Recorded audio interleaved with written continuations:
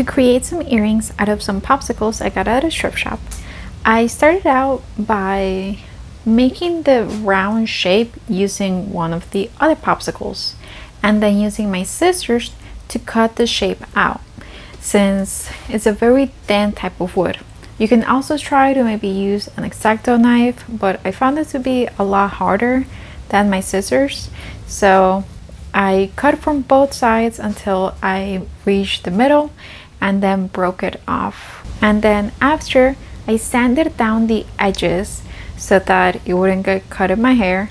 And I used the grain that was the opposite of fine, so that it would actually get rid of all of those rough edges. And then I re-put the shape down again and re-sanded so that I could get that full circle to match the other side. And then I sanded down the faces of the earrings so that when I wood burned, the wood burner would work better essentially. So to wood burn the actual picture, I put my burner at a high heat. I just have a Versatool, so it's just very basic burner that I've been using and practicing with to create my collection of earrings at our online shop.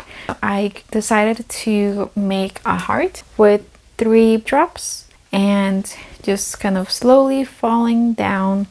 The main thing with the wood burner is, of course, just being extra careful on how much pressure you put compared to the temperature that you have it at. I opted to not stain my earrings on this round, but I usually do stain all of my earrings. You can also look up videos on YouTube on how to stain using coffee or tea if you don't want to purchase actual stain. I'm just kind of showing you the bare basics so you can go full creativity mode. And to make the hole, I decided to use a little drill bit for my manual screwdriver, but you can also use a screw that just has the pointy tip. And then for the actual earring, I like my earrings to hang forward so that they're basically wearable art. So I always do a double ring on it. So I just opened it up and attached it to the actual hook and then hooked it up to the piece itself.